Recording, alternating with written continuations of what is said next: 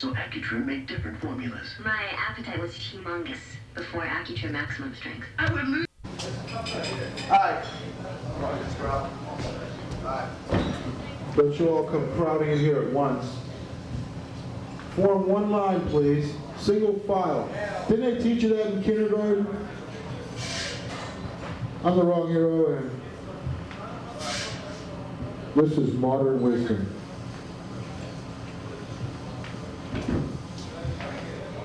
You okay? Never been better. You know, there's a Spanish proverb which states, knowledge is worth more than riches. But I won't know for sure until you give me your money. Who said this? Knowledge is worth more than riches? No wonder the Spanish are so fucked up. 20% unemployment, if they believe that. Well, you know, I'm just plain, ordinary, common, humble folks, just like everybody else, but the Roman philosopher Terence said, anyone who has bad luck seems to get suspicious and take offense at the slightest thing. What's he mean, suspicious? You know, I'm just an old hayseed farmer with dirt between his toes. But Perseus in his satire states, when tomorrow comes, we shall already have spent yesterday's morrow. The man was an oracle, 3,000 years before the invention of credit cards, and he came up with the whole idea of MasterCard. Now, you know, I'm just a stupid, illiterate, filthy hillbilly, but the great Spaniard Jorge Juliet spoke of winter thusly. The bare branches deny the birds their hidden concerts, making it easier to shoot them for making a racket first thing in the morning. You know, I'm not a very learned or educated man, but there's an old German proverb. To believe everything is too much. To believe nothing is not enough. And after that mind boggler, I believe I'll take a nap, because my head is throbbing. When I was in first grade at show and tell, I got up and made a little presentation which went as follows. Of iron am I, my bones are of brass, my name is the Tiger of God. Can I go to the bathroom? You know, I think it's time for all of us to apologize to a great American. Me, the wrong hero. You know, I'm just an ordinary person. I don't know much. I don't know what a whole lot of nines are, but De La Rochefoucauld is of the opinion that it is more important to study people than books. I agree, but it's not always practical, so I compromise. I study People magazine. You know, I have very little Latin and less Greek. In fact, you would say that I was practically illiterate when it comes to the studies of the great languages, but Cicero claims that great things are accomplished not by strength, speed, or physical dexterity, but by reflection, force of character, and judgment. And I'll smash any gee-hunk! What says different? Because Cicero is my man, even though he is remembered today principally as Porky Pig's nephew. I have a question. This is one of those sensitive, questing, yearning, brooding, introspective type questions that people get up on stage and ask at poetry readings. Why do we look for the faces of people in cloud formations? Why don't we look for cloud formations in the faces of people? You're obviously a cumulus, but if I rile you up, you might become a nimbus. I'm the wrong hero, and I went to high school in Rhode Island, so I believe that corruption is vital. How else could the children, the idiot children, of influential people thrive? For that matter, how else could I get paying gigs? Even though, for that matter, this may be the 5th to last one I ever have. And now I'd like to share my ruminations on women. Women. They're never satisfied. William Blake asked, what is it that women and men do desire? The lineaments of gratified desire. What is it with women that men do desire? The lineaments of gratified desire. Well, it seems to me, as mostly a man, that women are never satisfied. In other words, you could invent the cure for cancer, and they would ask you why you haven't taken the garbage out. Well, you know, I got a lot of big holes in my brain, and it's nothing more than a Swiss cheese at times when I look at the x-rays at the hospital. But as Pascal states, those who are accustomed to judge by feeling know nothing of the rules of argument. At least, that's my instinct. Now, you know, I'm not much of a literary man, and I don't do much reading or anything like that. Hell, I can barely spell my own name. But the great Roman Erasmus in his Adages states, weeds always flourish. Of course, if he were writing today, he would add, especially if they're psychoactive. I'm the wrong hero. I like to give good advice because I'm too decrepit to set a bad example. But that too will change as soon as I get my bionic liver. I'm the wrong hero, and I'm sorry, but I never apologize. My friends say I'm boring. It's funny how they say that the second I've spent all my money. Huh? Well, not only do I have nothing to say, but I can't even find the right words in which to say what constitutes less than nothing. But I reach out. I reach out to those yet to be born, because they represent an enormous new market to exploit for my personal gain. I'm the wrong hero, and if you mock me, you will never be wise. But even if you pay close attention to what I say, you'll probably never be wise either, so hey. Yeah. Most people would rather be entertained than educated. The good thing about my presentation is that with me, you get neither. Let me tell you something. Life is a tragedy. 2 years of high school football, during which they worship you like a god, and then for the rest of your life you fall flat on your ass. Of course, you don't have to see me to realize this. All you gotta do is watch Married with Children on the Fox Network, Sundays, 9 p.m. I think morality is just life's way of making you wait in endless lines to get what you want. Sort of like the Bureau of Motor Vehicle Registry. And that reminds me, they had this Saturn car, and I'm wondering how they came up with the name Saturn.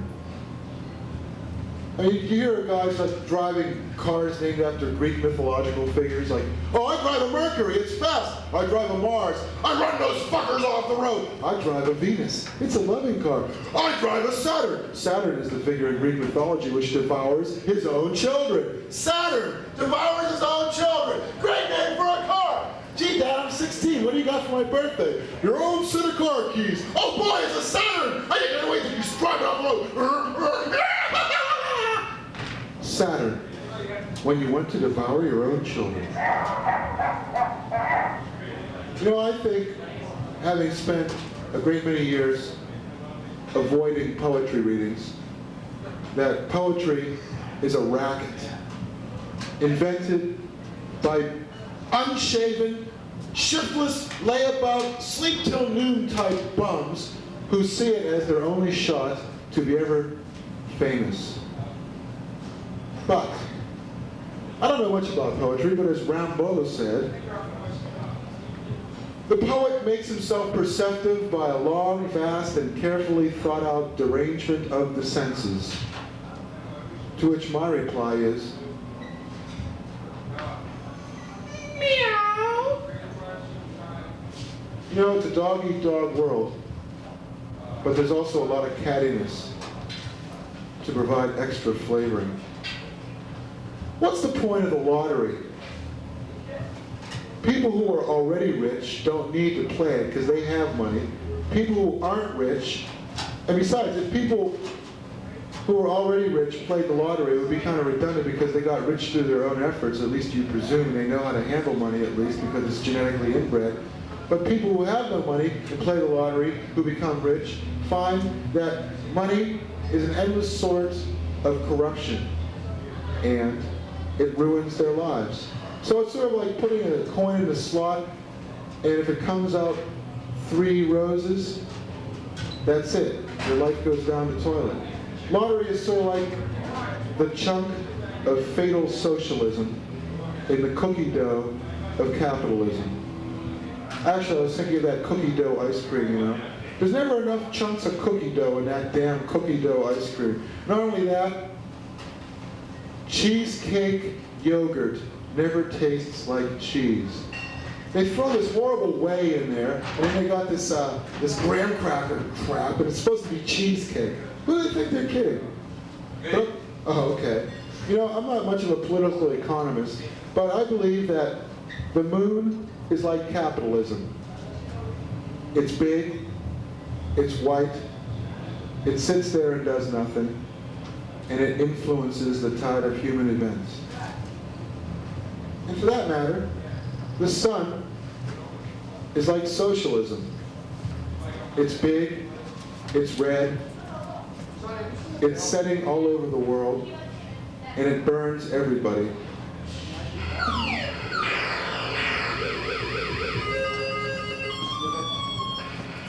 I'm the wrong hero. And I'm doing okay. My belly is full, so I don't need to go to church or steal. They say the need to be right is the mark of a vulgar spirit. That's why I'm the wrong hero.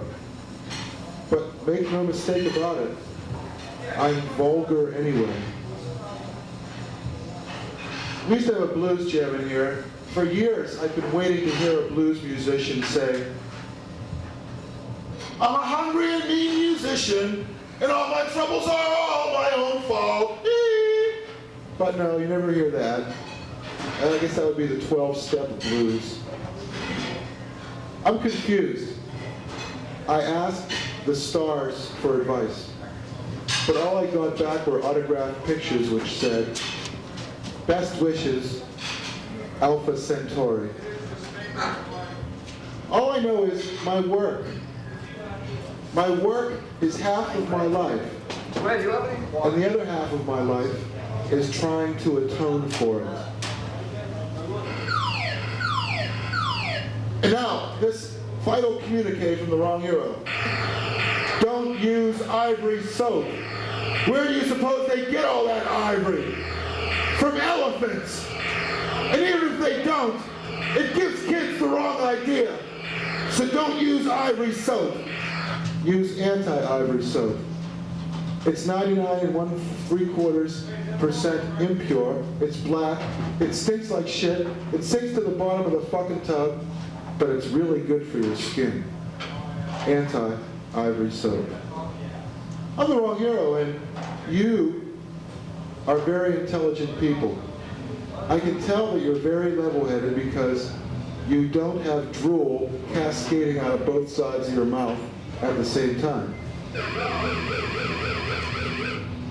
My father says, paraphrasing Thoreau, build a better mousetrap and the world will beat a path to your door. And I say, Dad, wouldn't it be cheaper to get construction workers to do it? I'm the wrong hero and I'm a non-violent hypocrite. You believe me, don't you? Because if you don't, there just might be a little bit of trouble. How come every time you see a movie with 3 friends in it, one of them always dies? Ever think of that? Blue collar, 3 friends, one of them dies. Endless examples of this, you know. I'm sure Carlito's Way. 3 friends, 1 dies. Always happens that way. I'm working on a movie, it's called The Smart Young Detective and the Stupid Old Policeman. It's sort of like a paradigm of every single cop buddy film ever made. I only got 1 scene so far. It's, stupid old policeman, look out! Where? You saved my life, smart young detective, thanks. I guess you're smarter than I thought, and you're not as stupid as I thought. I wrestled with my conscience, and I won. I cheated, and I don't care. This segment is called Modern Wisdom, and I'd like to share some more with you. He who laughs last is a filthy hyena. A tisket, a tasket. What the hell is a tasket? And for that matter, what in tarnation is a tisket? I'm the wrong hero, and I'm so angry when I'm cute. I have the weight of the world on my shoulders, and now my head is completely crushed. I had an interview with the man in the street. He had been run over by several large automobiles. How's it feel? I was born under a lucky star, and it felt so good when they pried it off of me. I have this to say. I never laid a finger on her. It was bigger and thicker than a finger, though maybe I exaggerate. I'm the wrong hero, and I hope to make up for all my past mistakes by thinking about all the mistakes I plan to make in the future. Like every comedian, my highest aspiration in life is to leave cappuccino farts on David Letterman's sofa.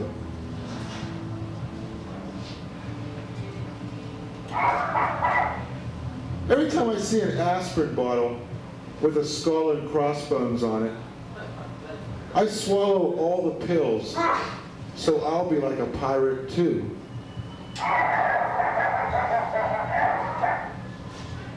I'm the wrong hero and I say, why buy a cow if milk is cheap? For that matter, why buy anything if you're sturdy enough to beg? I don't have much money, but I have something more important.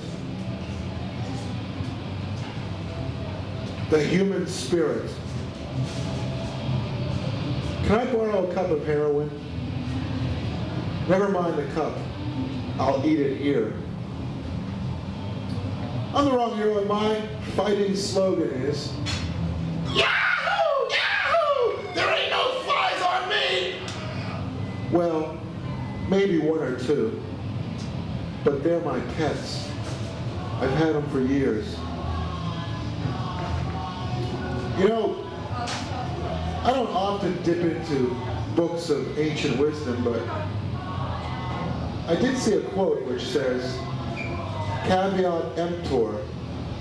Now, loosely translated into modern American vernacular, caveat emptor means one of 2 things. 1, your head is a giant sucker, and 2, you have the IQ of a ceiling fan. Bass, there's something I've been meaning to mention to you. Do you ever buy get well cards? Yeah. I don't think you should. You know why? Why? You know who handles get well cards? Who? The relatives of contagious sick people. The surest way to get sick yourself is to buy get well cards. So why not just buy get sick cards, and in that way you'll get well.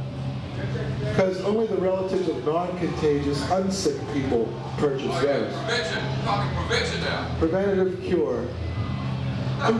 Because, I'm the wrong hero when I say, if you're going to sign your own death warrant, make sure you use somebody else's name.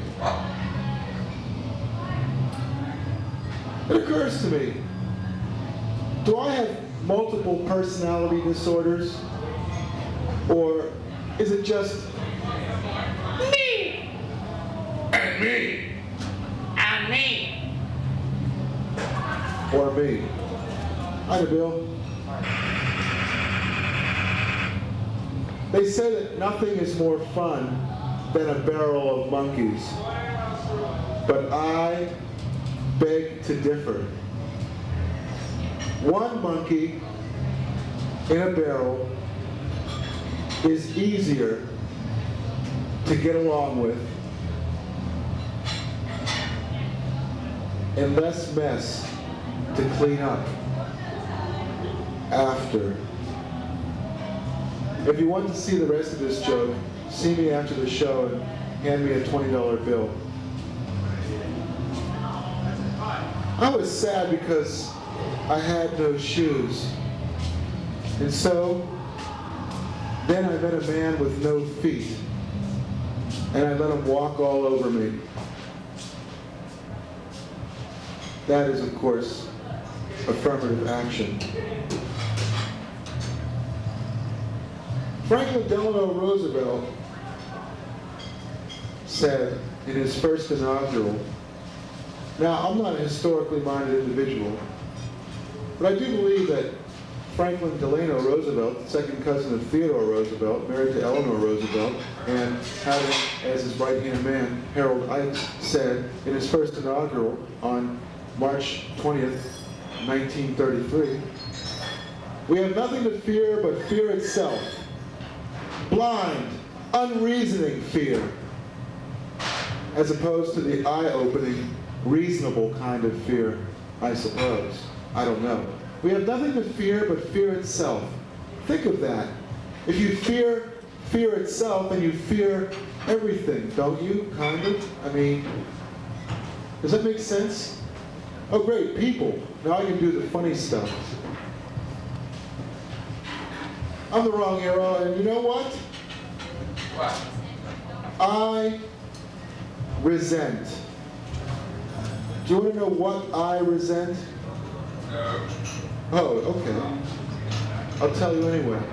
I'm sick of these anti-alien stereotypes that extraterrestrials are vicious and want only to conquer feeble, puny Earth ants. It's a lie! A lie, I tell you! A lie! I do not want to hypnotize you feeble, puny Earth individuals into doing my bidding as my Earth slaves! And I will crush and destroy those who spread this rumor. They say everybody needs a shoulder to cry on. Personally, I prefer a nice, clean Earth woman. You know, I'm sick of working comedy clubs full of dirty old drunks. That's why I'm here. It's nice to talk to some clean, young drunks for a change. What you really have to watch out for is people on drugs. Now, never mind if you use drugs, that's your own business, I don't care, hi Cecil. But you gotta watch out for people on drugs. Because people on drugs notice everything. Nice vomit. It glitters. I should have waited till after you were finished eating. I have nothing to offer but blood, sweat, and tears, and I wouldn't blame you if you took your dinner and went somewhere else. Now here's a useful bit of advice. One nice thing about being in jail is your parents always know where you are. Now Crosby, Stills, and Nash say, if you can't be with the one you love, love the one you're with. Now that's just mighty fine advice, especially if you're in the penitentiary. You know what I mean? Here's a question. If a tree falls in the forest and it falls on you, are you there to hear it? For that matter, if it's a you tree and it falls on you, is that kind of a double bind? I asked this of my grandmother. I said, Granny, if a tree falls in the forest and there's no one there to hear it, does it make a sound? And she's a nice, kindly, old, sedate woman. And she said, what do you mean go out into the forest to see if trees fall? What happens if it falls on top of you? What you gonna do? How are we gonna pay the bills? You're the sole support of our family! And the hell of it is, she's been in a wheelchair for the last 20 years. That's the first time she walked.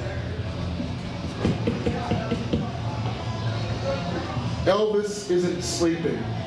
He's only dead. But I have a little song for you. Up in heaven it's the year 16, 'cause that's how long it's been since Elvis died.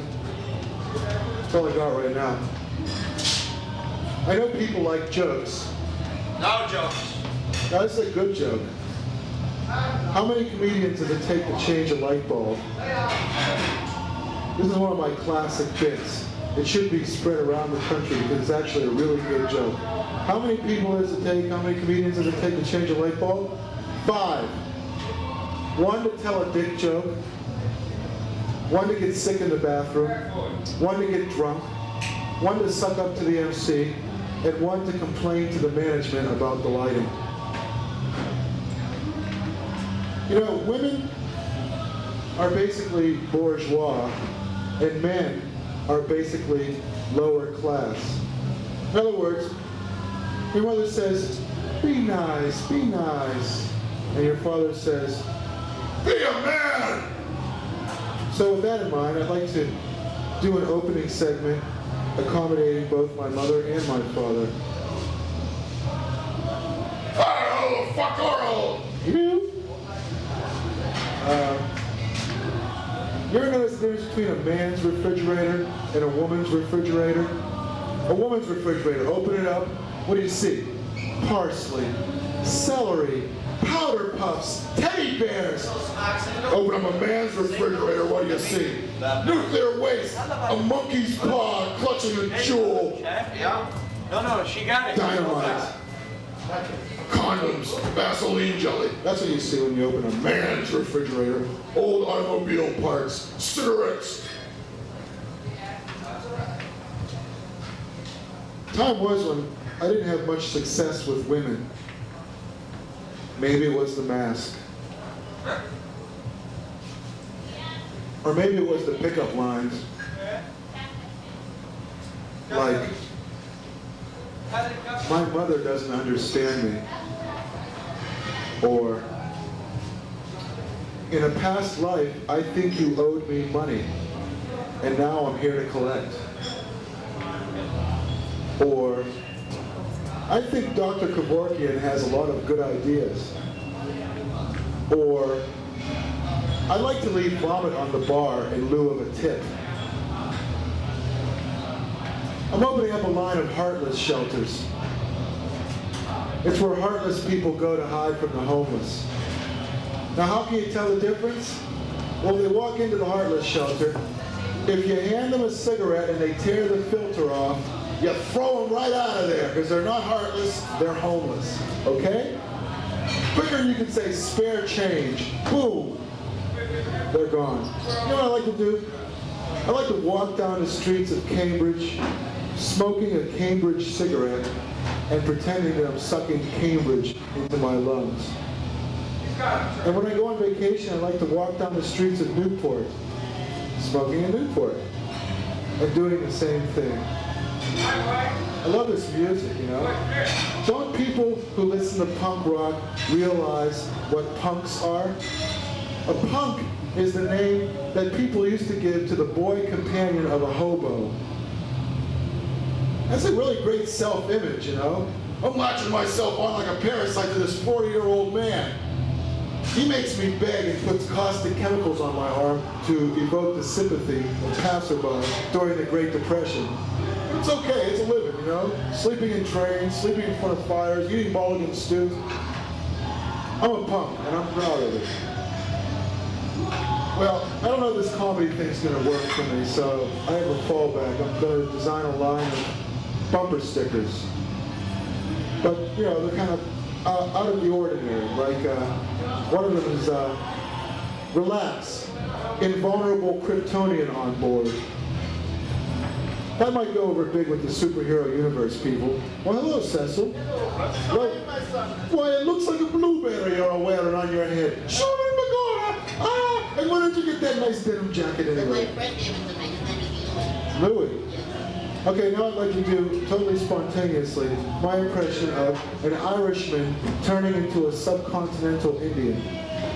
Oh, it was the pale Indian ale that I drunk that's turning me into a subcontinental Indian. Sure, Magora. Thank you very much, sir.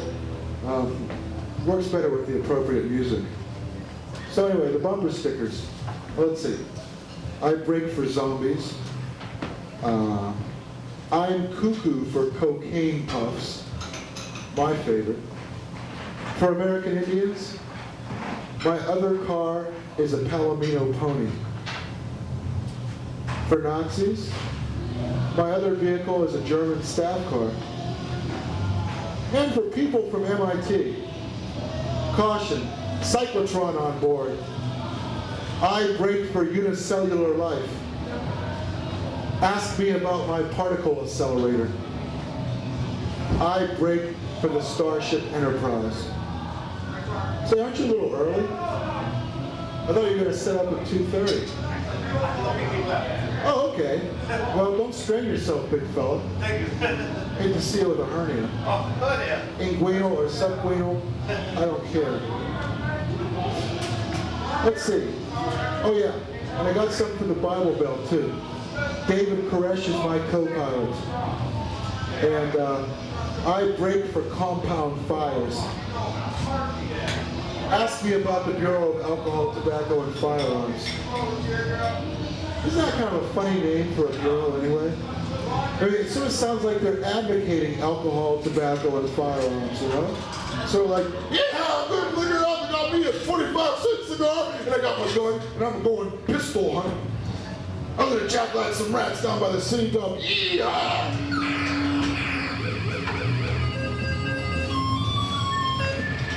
I got some bumper stickers in hell. Ask me about my eternal torment. And honk if you've betrayed our Lord. What else do I got? Oh yeah. The sensitive, politically correct Braille bumper sticker. If you can read this, you must be blind. Or, I love my seeing eye dog. I wouldn't want to be next to that one on the turnpike. That's for sure. Let's see, I got honk if you're a Canadian goose. I'd rather be cascading off the side of a cliff. That's for four-wheel drive vehicles. Oh, and the historical series. I break for the Whiskey Rebellion. Ask me about the Haymarket riots. And honk if you were in the bonus army. And then there's the reality series. Beer drinkers are overweight. And overweight people are overweight. And finally, there's, there's always people that used to go around with these baby on board stickers, as though that gave them some sort of special privilege. Like, baby on board, so I can drive 45 in the passing lane. Well, I got me a sticker, and it said, I have no children, and my life is meaningless, so go ahead and run down the fucking road! But it was too big to fit on one car, so I had a little caravan. I have no children, and my life is meaningless, so go ahead and run me off the fucking... And then the last car goes off the side of the cliff, and it explodes in a fireball, and the smoke spells out, road. I think maybe I tweaked that one just a little too much. Then there's, ask me about my grandchildren. You don't have to look at the driver of the car to know what he looks like. He's 45 to 55. He has one of those green hats that looks like suede. He has a sweatband with a fishing fly stuck in it. And he's doing like, 52 in the passing lane, or conservatively, 45 in the travel lane, or maybe he's doing 38 in the slow lane. Whatever it is, they always have a sticker that says, ask me about my grandchildren. I guess they come from an era where time was slower. People used to sit around on the front porch, watch the fireflies, rub the heads of their tousle-haired children, engage in civilized conversations. But that's no more. It's the modern age. Floppy disks and megabytes, automated stupidity at the speed of light. And so asking about my grandchildren just doesn't cut it anymore. So I saw an old man that had asked me about my grandchildren on his bumper sticker, and I ran him off the road because my car had a bumper sticker on it that said, it's not your grandchildren who drive slowly enough to endanger my safety. It's you I want to ask about. Okay? Huh? I'm the wrong hero. And I can start drinking anytime I want to. I can see a thing without my glasses. Kids, you don't need drugs. Give them to me. I can sell them at a profit. Kids, stay in school, because we don't want you around here, that's for sure. You know, I've discovered everybody else always ruins it for a few assholes. Don't you hate that? You know, I think there's a bullet with my name on it. How do I know this? It's been writing bad checks all over town. I'm overdrawn to the tune of 300 big ones. Bye-bye. You must be the famous crowd I've heard so much about. You're not as big as you look on television. You know, meeting you in person, you're almost like a caricature of yourself. It's a funny thing. You know, my kid writes better jokes than you. In fact, I'm opening up an art gallery. It's full of paintings by 3-year-olds, and it's called An Artist Could Have Done This.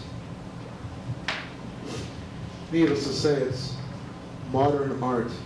Why do right-wingers hate modern art? Ask yourself this question. I think I figured something out, by the way.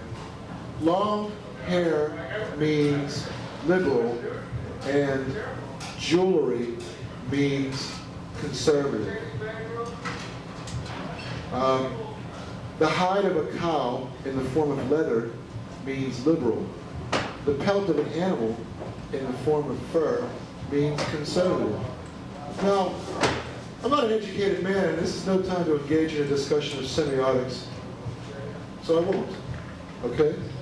Okay. Great. I'm the wrong hero, and my slogan is, suck my drug-laced nipples, earth filth. I'm going to go on the Letterman show with that one someday. There was a woman in this restaurant the other day and she was breastfeeding her baby. And I said to her, "I'm sorry, but we can't permit beverages from the outside." All right. Let's see, how many minutes in? 40 minutes in. Got the first laugh. That's good, you know? That's good. Just gotta keep doing it. Even the band laughs. You know? I gave my mother a parking ticket, even though she doesn't drive, and I'm not a policeman. I went back to my old high school to see where I had carved my initials, but the gym coach was wearing a toupee. Sorry. I'm a pretty mean guy. How mean? I like to sell roaches to midgets and tell them they're humongous spleefs. Mon. You know, comedy is not a job. It's not just a job. It's... Oh, who the fuck am I kidding? It's a fucking job, for Christ's sake. God, you do your 50 minutes, man. You get 15 bucks. That's not bad, you know. It's not bad. I mean, you have to be working in an assembly line to get that kind of pay, but it's not steady work. It's not constant. You can't, you know, you can have one good show, and then for the next 3 weeks, nada, zip, zilch, yeah, that's it, nothing. You know, and you get so discouraged. But that's not me. I'm always discouraged anyway, so it doesn't matter if I have a good show or a bad show. I say, if you can't say something nice, you can write my material. I'll pay you. How much is a joke worth anyway? I've never been able to figure this out. You can read an entire book, say Richard Reeves' recent biography of President Kennedy, although as I've said, I'm not an educated man. And you get one joke out of it. Was it worth 5 hours to get one joke? Hey, 5 hours of my time is worth $40 minimum. Okay? $40 for one joke. Well, I might as well tell you what the joke is. In Chinese, Kennedy means ugly head. Actually, I knew that before I read the book. What I did find out was that in college, Kennedy's nickname was Rat Face.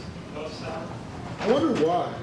And you know what? Nixon's nickname at Duke Law School. Now, I'm not a historical fellow. I don't know a whole bunch of historical facts, like the fact that Nixon was a Quaker and his father got a hard-on every time he danced with people, and that, strangely enough, Nixon had dancing instituted at his college as part of his platform running for student president. But Nixon's nickname at Duke Law School was Iron Butt.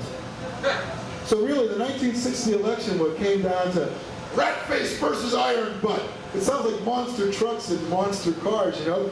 Here they are, the monster presidential candidates, Rat Face and Iron Butt. Here comes Rat Face weighing in at 180 pounds. Look out for that cortisone praise enthusiasm. And here comes old Iron Butt. Don't stroke his beard, you might get burns on your hand. Yeah, it's Rat Face and Iron Butt fighting it out in the 1960 presidential campaign.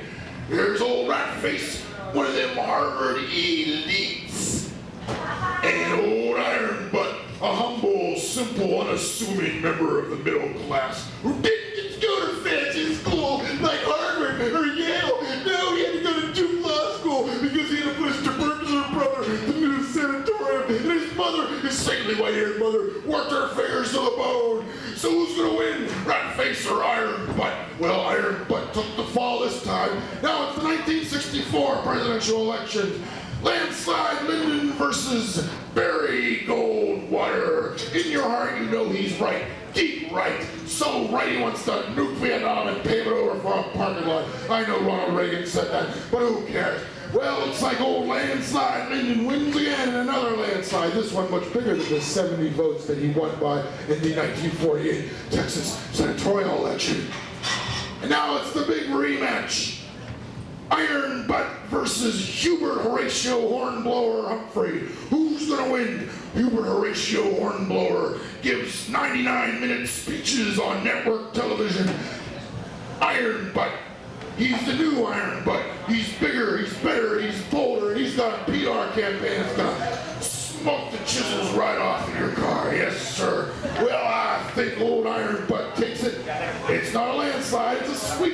But it's old iron butt. Now it's the 1972 presidential campaign. Who's it gonna be? Iron butt or acid amnesty and abortion man? Well, I don't think acid amnesty and abortion man's got a chance in hell. He ain't got a snowball's chance in hell. So it's old iron butt, yes sir.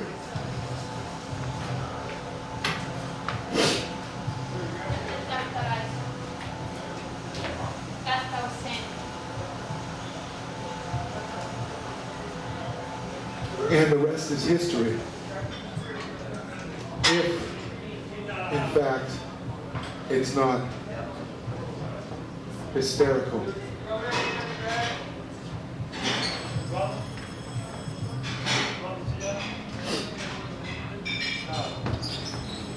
I'd like to say, in all humility and honesty,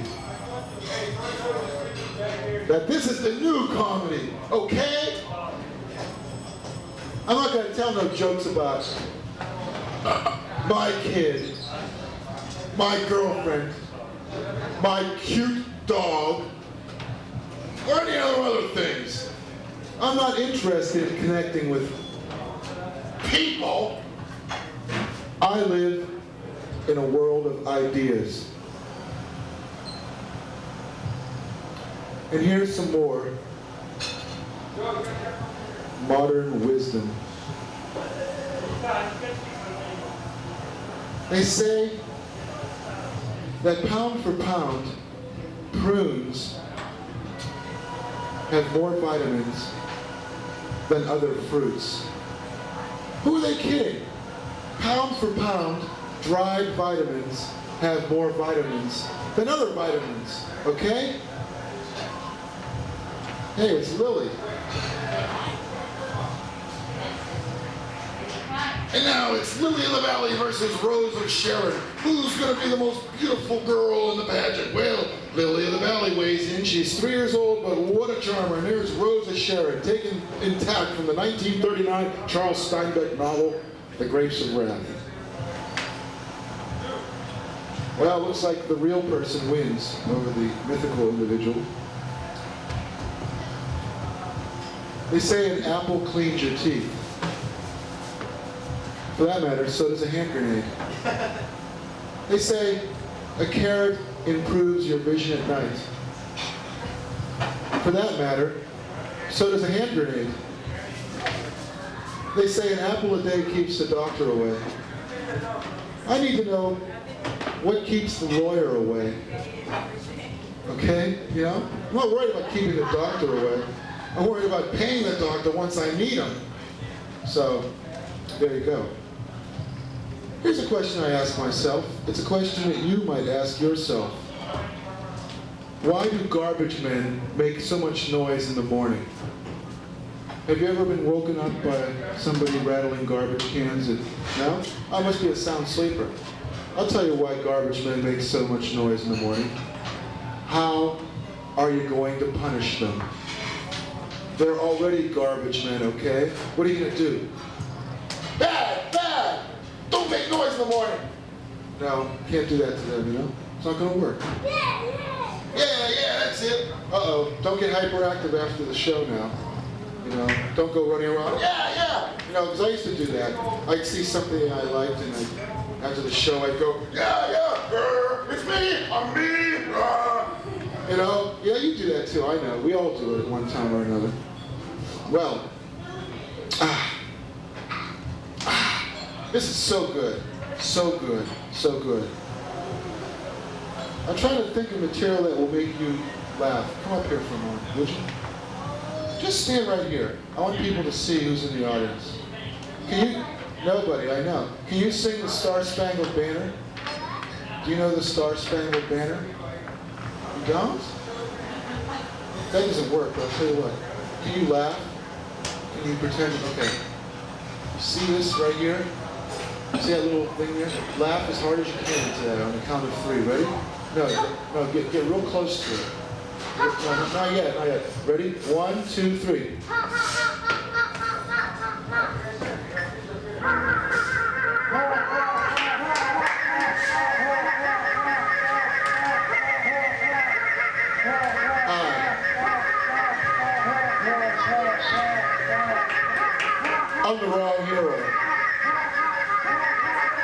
And what you are watching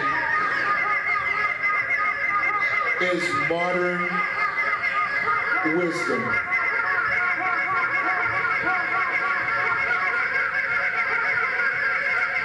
Okay, come on up here now. We're gonna have a duel with that gun, okay? Come on up. Now that gun makes 7 different noises, all right? So, ready? Shoot.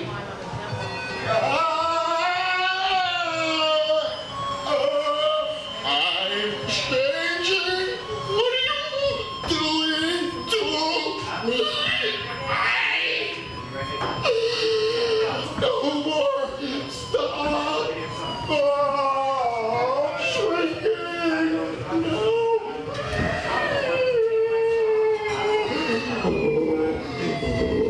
No, I am becoming angry.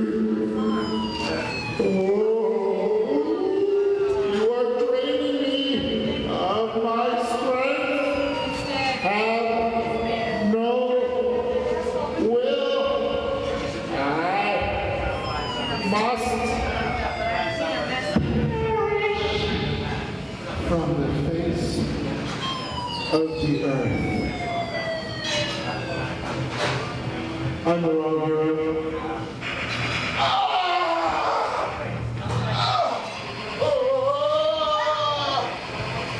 I must go. I am frightened of this little earth man with the big gun. I will put an end to your troubles. I will go now. But once I eliminate this weaponry, I'll be back. I'll be back. I'll be back.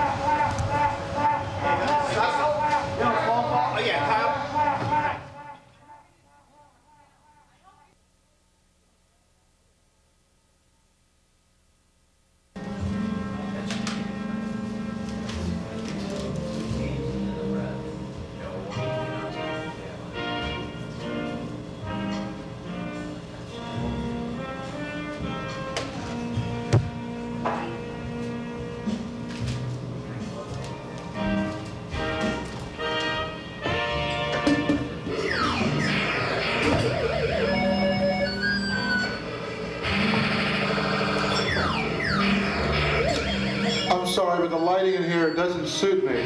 Would you please turn the lighting down? I can't go on unless the lighting is suitable.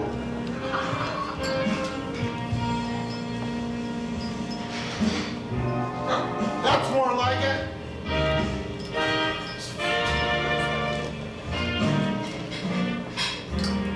What's this music anyway? Is this for like elderly Jackie Gleason and Frank Sinatra swapping hooker stories? What? I'm the wrong hero. 200 pounds of dynamite with a 5-inch fuse. Or maybe I exaggerate. It's bigger in metric measurements. Yeah, I think that this bad language on stage has got to stop. For example, people who say the word shit. Shit is an ugly word. I think they should replace it with something nice like ground monuments to a healthy appetite. I know it's kind of long and it won't fit on the marquee, but I'm the wrong hero, and I'd like to say a word about comedy. To succeed in the comedy business, you have to appeal to the highest instincts of the lowest intellects. Ponder that for a moment while I formulate the remainder of this incredibly extended parenthetical clause. I'm different. I appeal to the lowest instincts of the highest intellects, because I am a cartoon character. But remember, Bugs Bunny also dressed up like a girl. So did Robin Williams. So did Dustin Hoffman. So did Milton Berle. So did the woman who played Miss Jane on the Beverly Hillbillies, for that matter. I say you can make it in this world all by yourself, particularly if you find a viewpoint to sell yourself to and stick to it. No querulous, questing crap. Who am I? Where am I? What am I doing here? That may be fine if you're Admiral Stockdale, but not if you're the wrong hero. No? This kind of existential, I want my mommy type crap wasn't going to work. Only an awful kind of brain-dead certainty will ensure that you claw your way to the top of the celebrity heap. And there's something you got to know about celebrities. One very important thing. Celebrities want you out of their way. That is the definition of a celebrity. Don't smoke in our VIP lounges. Don't drink from our segregated water fountains, because we are celebrities and we want you out of our way. I have a very important message for the children. You know, when I think about the future of our generation and the children and those yet to be born, I ponder, I consider the very important message I have for them, which is, please give me money! Now! I'm dying up here! I say, you can't stand in the way of progress, but you can set a couple of bear traps and cross your fingers. People ask me, wrong hero, why do you wear shoulder pads? Well, I have two reasons. Number one, they irritate the chips on my shoulder. And number two, I'm a journalist in my secret identity, and I wear them on my knees. I'm the wrong hero, or a reasonable facsimile, as opposed to all the irrational, stupid, deranged facsimiles that are wandering around.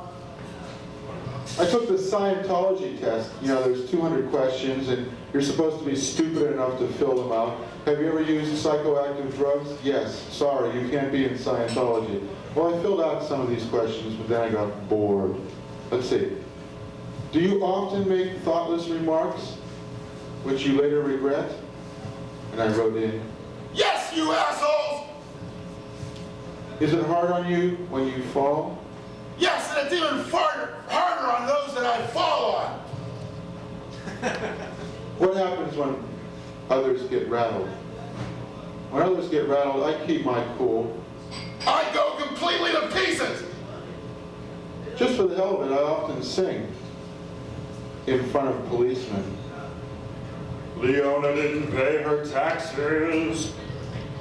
You hear about the Leona Helmsley medical alert? Help me, I'm a felon and I can't get off. I know, that's old, that's 2 years old. It's too old. Not only 2 years too old, but too old. I get occasional twitches in my muscles when there's no good reason for it. Like when I'm watching an episode of Full House. No, kill! I don't want to make all the big decisions. Or do I? I don't mind if my world caves in, because I live in a cave. I believe that when you go out fishing, I believe that fish don't feel pain. They do this on the bottom of the boat for fun. They're having a whale of a time. Yahoo! We're out of the water now. This is great. We can't breathe and we got a gigantic fucking hook stuck in our mouth. This is a ball. A real 10 kind of a day when you're a piscator. I keep my opinions to myself because they are not important enough to tell to others. At least that's my opinion. It's called irony. Hold on to it. Clutch it in your hand like the monkey's paw.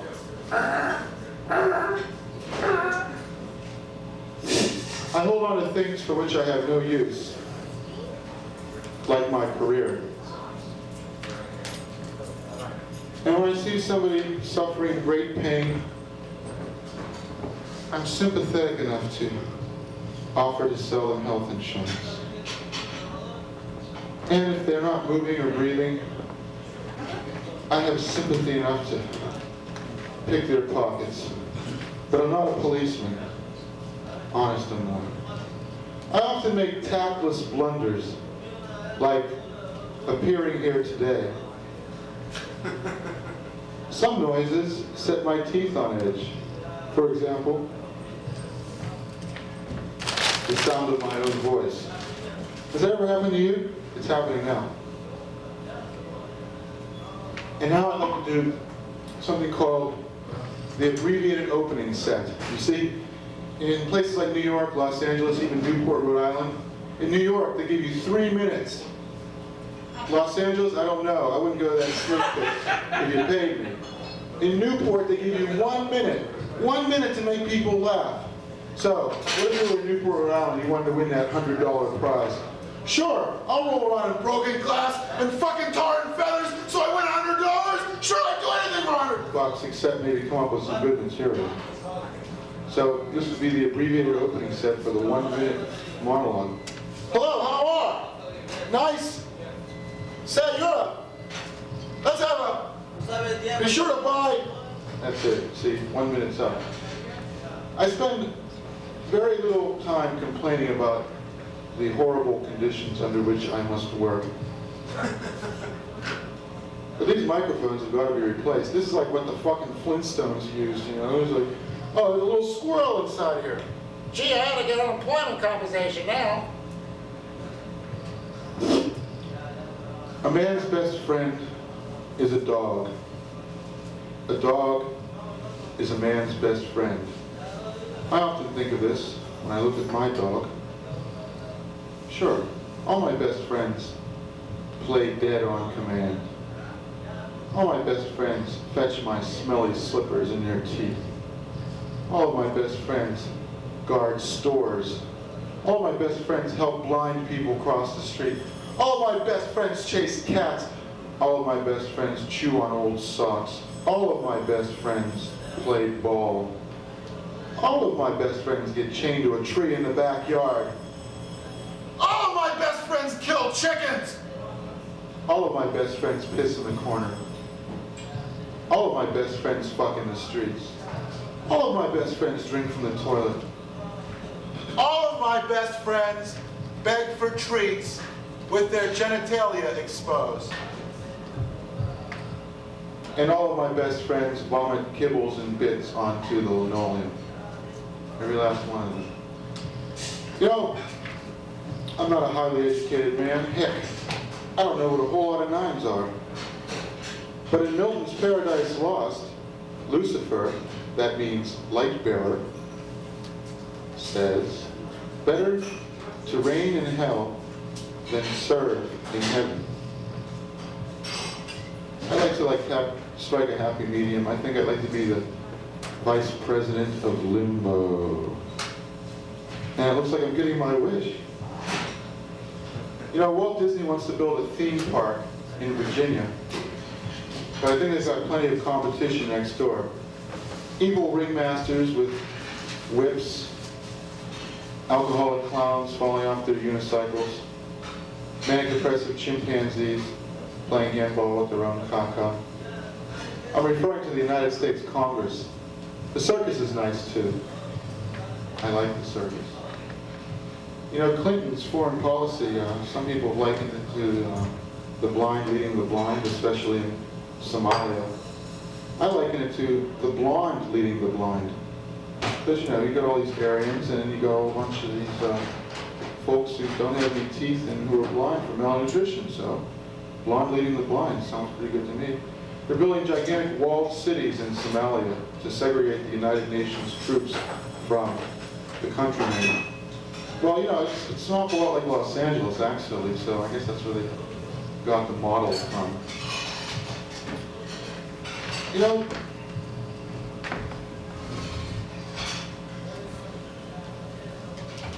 If I find a guy who drives up and down the street with a frayed fan belt at 3 in the morning, I think I'll give him a belt. A belt he'll never forget. And if I find a bum who spits like a nickel, I'll kick his ass. Last week we were talking a little bit about the Nixon and Kennedy elections.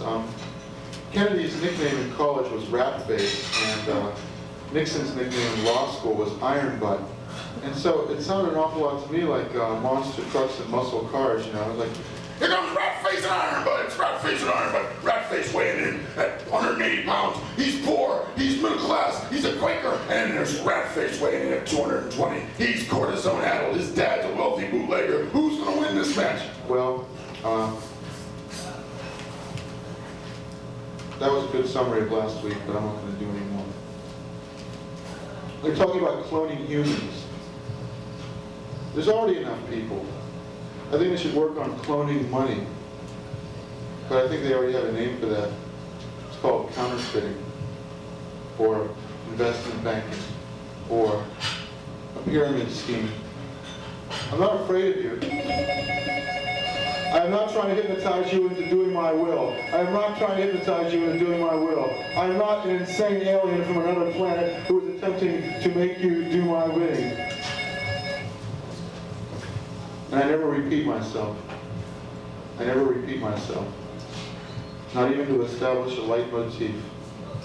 Not even to establish a leitmotif. I guess those guys were too busy thinking of what they were going to do when they got up here to pay attention to what I was saying when I was up here. Well, that's pretty common. I do the same thing. I understand. The average consumer spends $616 on Christmas presents. I spend a similar amount. I spend $6.16. And that's mostly for stamps. So I can write little letters that say, you ain't getting no presents this year, I'm broke. I don't think we should talk down to children. I think we should talk down to grown-ups because they're mature enough to be condescended to. But we should never talk down to children. You know, growing up as a child, we were poor, but dirty. We were so poor we didn't have Hungry Jack. We had Starving Jack. I have a feeling I should have done all the A material at the beginning. Left the new stuff for the end. Just one of those miscalculations, which is so common in this business, if you can call it a business. It's more like self-employment. When I was growing up, I used to hang around at the fire station, but they didn't like my slogan, which was, let it burn, let it burn.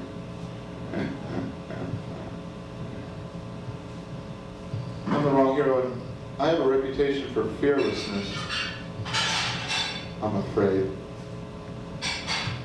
You know, Oliver Stone's going to make a children's book movie. I think I damaged this table beyond all repair. Oliver Stone's going to make a children's movie. It's called The Wizard of Oswald. How you doing? Great. Sensational. Don't tell me, let me guess. You're waiting for Cecil. No? Great. Wow. We had people who actually walked in to see the comedy show. It's not bad, you know. I was at one time I had 1, 2, 3, 4, 5, 6, 7 people in here, and then 5 of them left, and that's pretty good. Well, we gotta be waiting for whoever Cecil. Oh, okay. Well, in that case, what the heck? I can just blather on at any length. Okay. This is what I should have done at the beginning of the show. It's Turkey Man! Turkey Man, with the astonishing ability to have his neck come straight out of his body like that, and it's all ugly and full of warts and stuff, and that's about the only power Turkey Man has. He's Turkey Man.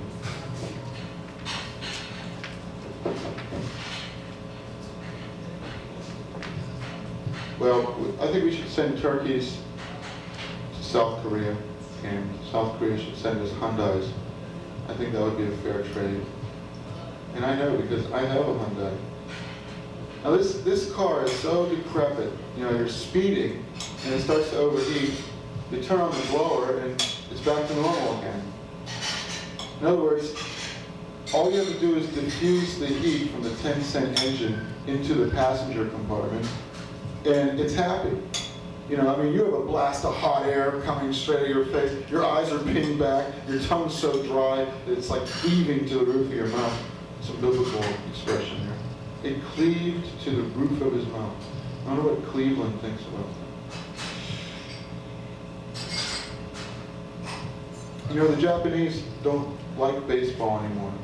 They're starting to play soccer now. And I think it's because they're going downscale.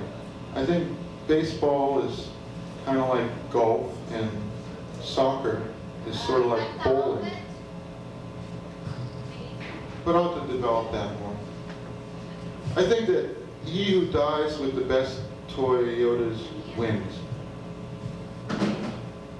I'd spend a lot more time putting down the lower class if I weren't trapped in it myself.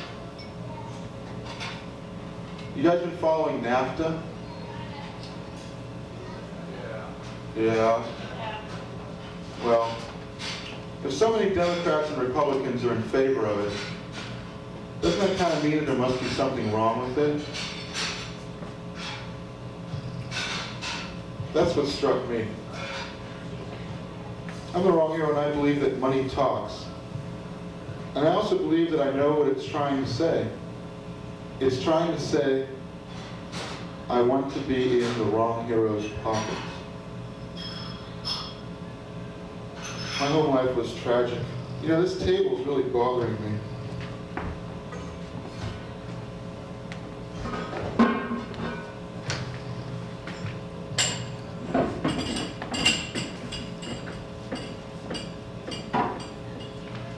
It's the San Francisco earthquake! Ah! My mother had to be a mother and father both to me, because my dad was a transvestite. He was an astronaut who was into macrame. He was a police sergeant who was into flower arranging. Sounds like a good husband to me. Hey, what the heck? Well, at least he did the dishes. But he wouldn't find a job. Sort of like me, actually. Guess I take after the old man. Maybe mama should have made the money and daddy stay home and take care of the kids, you know? That's what I've been trying to tell my girlfriend, but she won't go for it, you know. Why? I don't know, I guess she's a traditionalist or something. Comes from a traditional family. Hello, how you doing? Hey Cecil, there's no show on December 11th. I thought I'd give you this happy news from stage, amplified 500 times over a microphone instead of whispering in your ear. That's the kind of considerate guy I am. That's all right. What a guy. All right. I'll see you soon. I have a friend who had a parrot that said, Polly want a cracker. So I walked up to it and said, Polly want a lesson in remedial grammar. That's what Polly wants.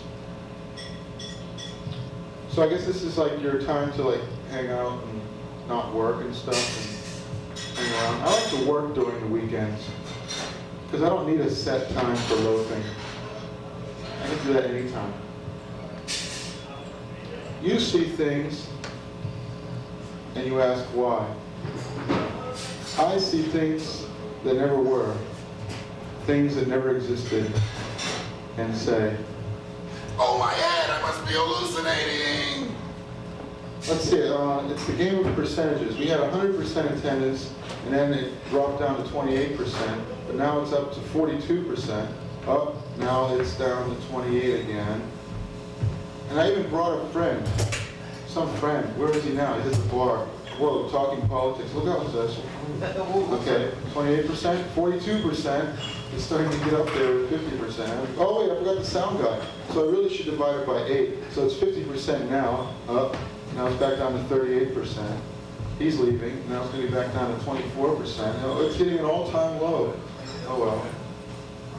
How fun.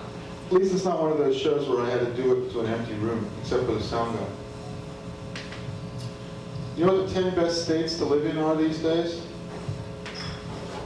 Mississippi, number 1. Because they have riverboat gambling.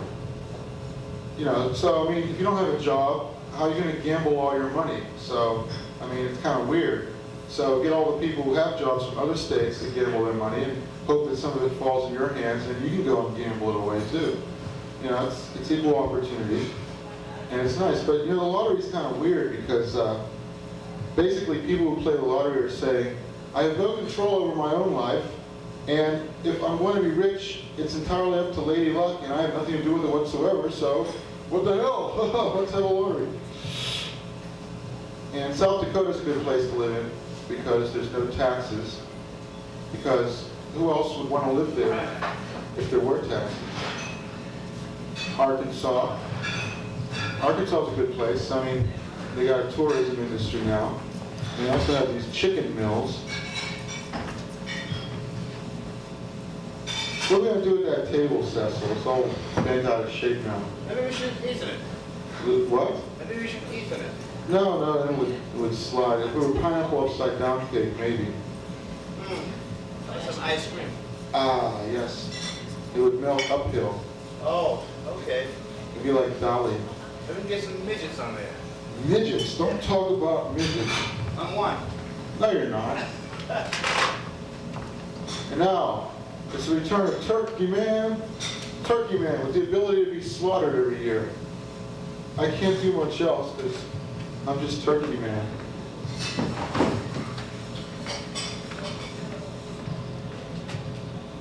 Hey, wait. And now, the good turkey versus the evil turkey. No, I won't let you eat me. Please eat me. Please gobble me up. Gobble, gobble, gobble.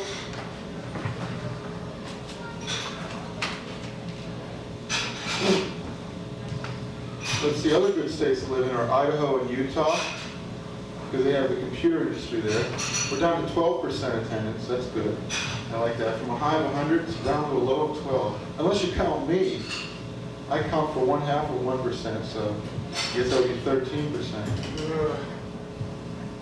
Well, let's see, Idaho's good because they have, Idaho and Utah, they have their computer center, and they have Mormons and neo-Nazis, and both of those folks are very good at running computers, which kind of frightens me a little bit.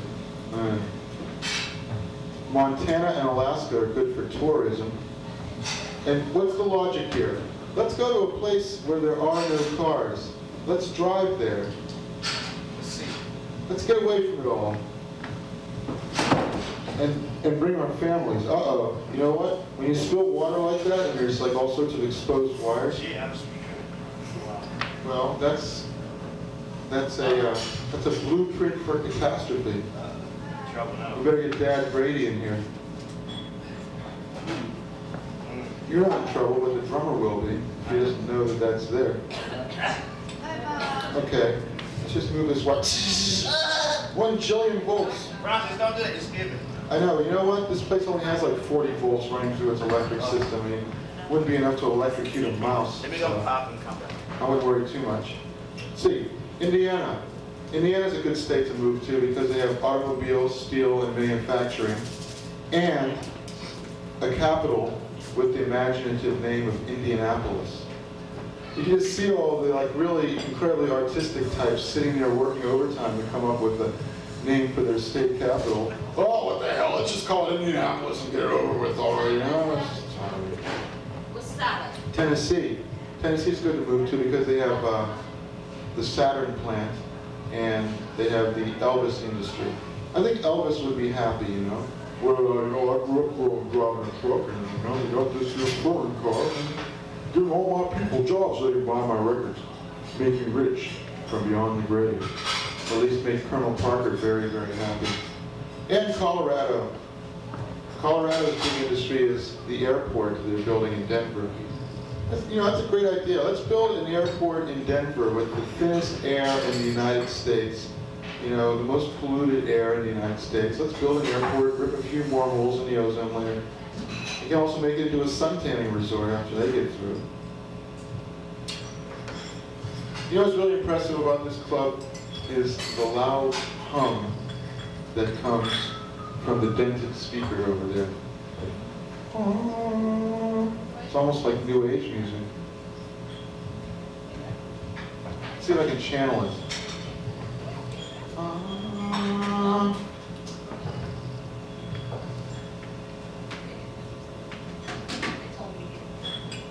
I worked 5 minutes on this set. It's taking you an hour to consume it.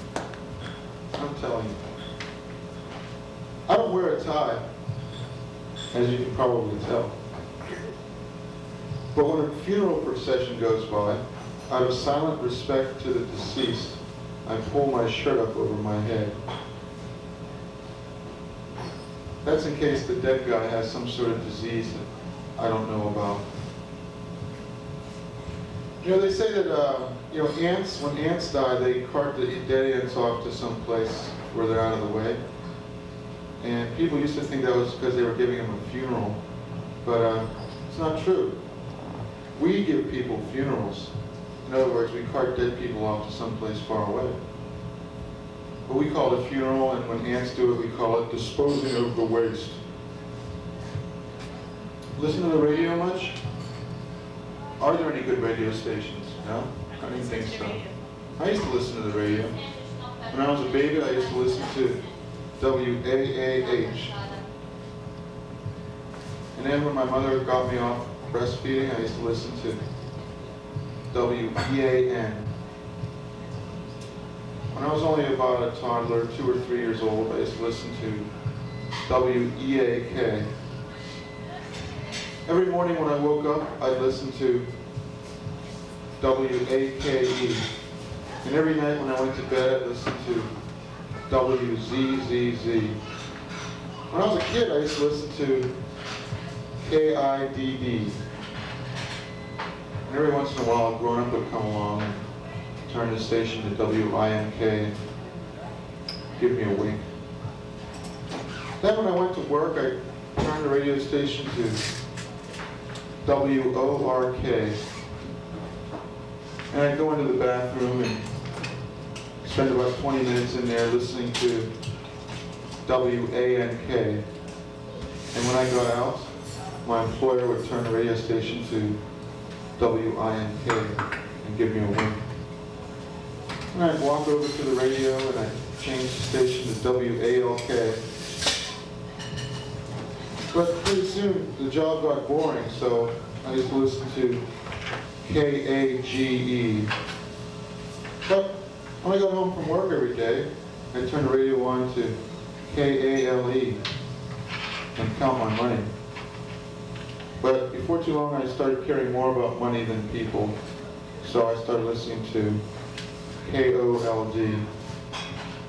Well, this had to stop. I couldn't be cold all the time, so I had to get a dog.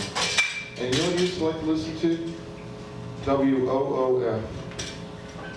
Well, I figured one pet's good, 2 pets must be better, so I got a little kitten. And I used to like to listen to k.i.t.n. until I grew old. Then I insisted on listening to k.a.t. Now every night before I go to bed, I turn the radio station on to w.a.a.h. and huddle under the blankets and pretend that I'm back in the womb. Wasn't that a touching story? I love it. That portion of it which you were here for. Hi Vass, how you doing? Hey, all right. That's good. Would you go out to eat? I missed something? No, I had to get a light bulb. Oh, you had to get a light? What? Is that so you'd have an idea? Yeah. Okay. Well, I had no idea you were going to go out to get a light bulb. You Or had no else idea of that? I would have supplied you with the one over my head. Nothing turned on to me. Oh, I guess. I don't know. Synapses flat. Brain response 0. 0. Yeah, right.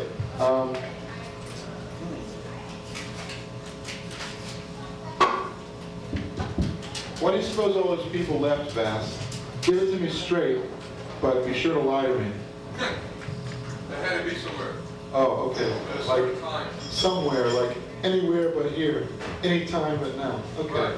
Well, Well, no, now. They had to be there now. oh, okay. You know, back in the 60s, the slogan was be here now. But here in the 90s, it's Beer, now! so things changed, but not that much. Are you sure? You know, I'm the only person who is standing up against a corrupt and depraved capitalist society. And I get paid to say this. Yeah, how you doing?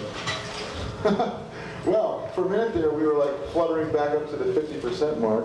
One of the people who works here decided to stick his head in the doorway just long enough to make sure I noticed him and then leave to make sure I noticed that as well.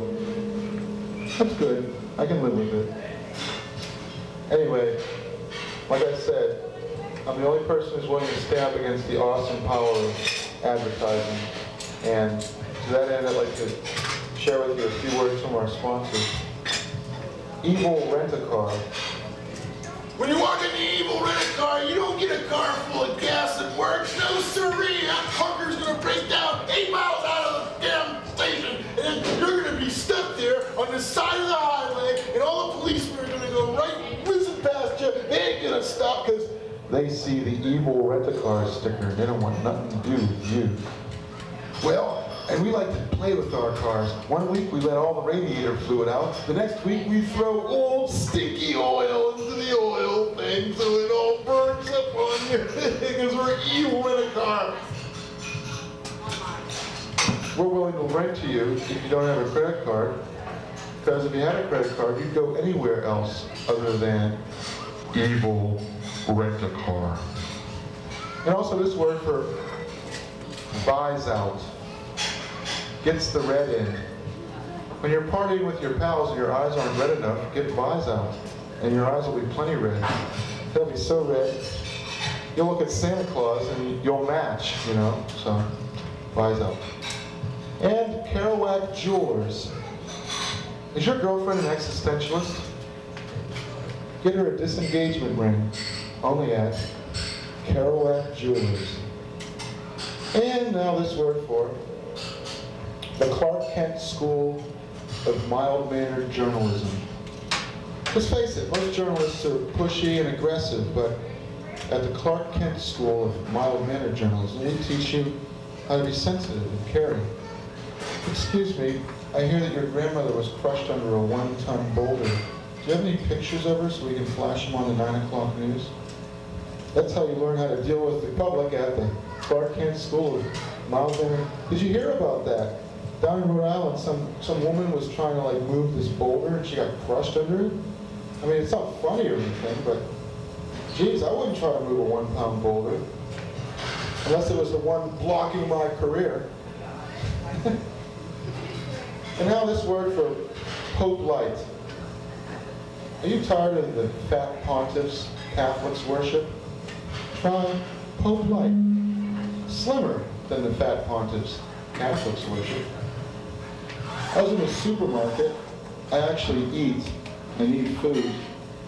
And I saw this little kid. He was doing something that I used to do.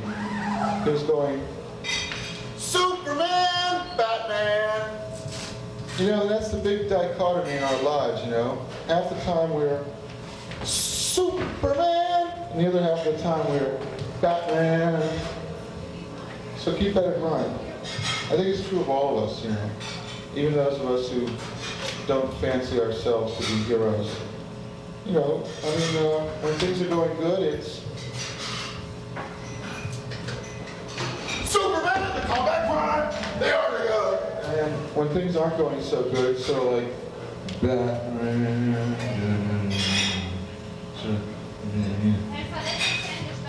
like that. My girlfriend was watching a documentary about garbage, and I said to her, "Are you still watching that trash?" She was. You know, I don't do an impression, but I always get it wrong. Tell me if this is the wrong way to do it. A speedometer.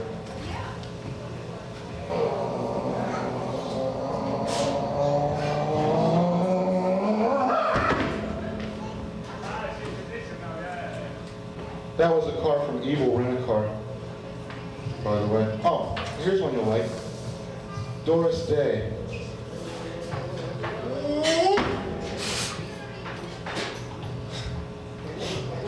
I would do Rock Hudson, but I might lose my cable license.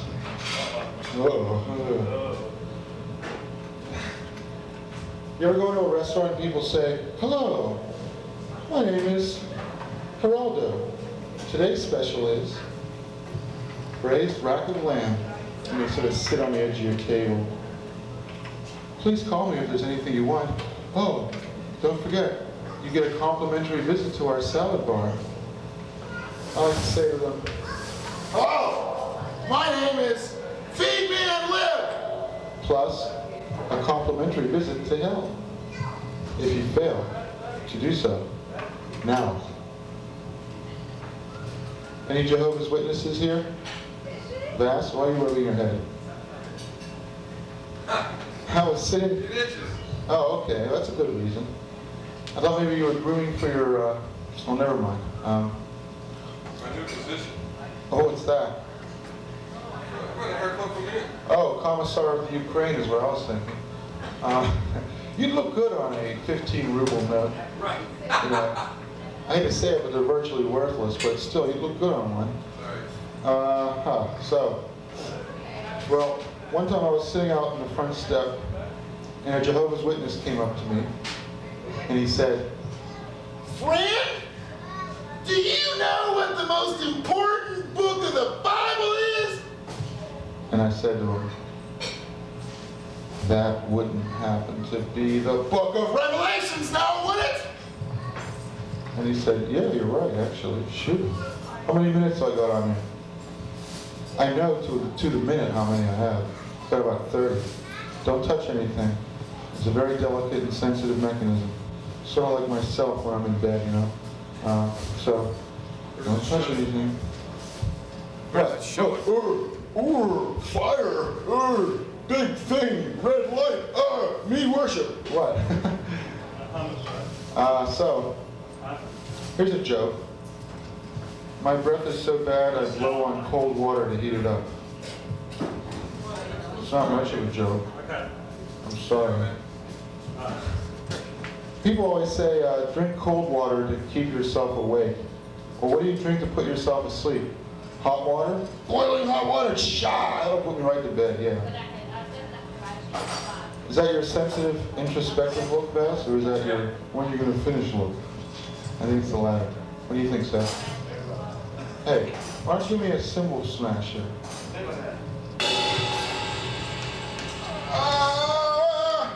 That's my finger. You're disrupting my molecular structure. Cecil, here's something you might be able to relate to. I carry a water pistol with me at all times because if I'm in the men's room and there's someone else in the men's room and I can't pee into the urinal, then I like to have the water pistol going just so he doesn't think I'm trying to scope him out, you know. Symbol. Give me the symbol. Now. Thank you. All right. Now it's time for the good jokes. My laundry is like my sex life. It happens twice a year. It takes 12 hours. And it weighs 200 pounds. Other people like to brag about their children. I don't have any children, so what am I going to brag about? My handkerchief? What? I don't know. I can't say right now. If I ever do have a kid, I think I have to be very careful what name I give him.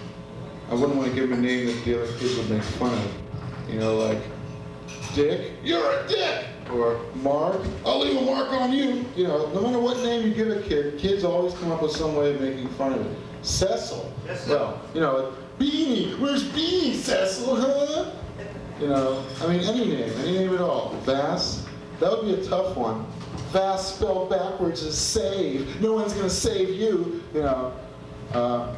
Well, I think I'll name my kid something nice, like Tiger Balm, or Acidophilus, or Rico Suave.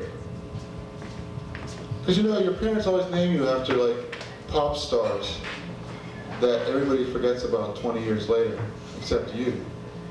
Like Frank, you know, Frank Sinatra. Or Alan Ladd. Or Doris Duke, deceased tobacco heiress. Maybe when I have a kid, I'll give it a name that's like really accurate, like, "Stop having fun! Look at my screaming face!" Or maybe I'll call it something like, "Somebody's getting tired." That way, I'll be calling its name every time I put it to bed. I had a job writing children's books, but I got fired for using the word poop. Use your finger, don't use the mic. Yeah. Thank you.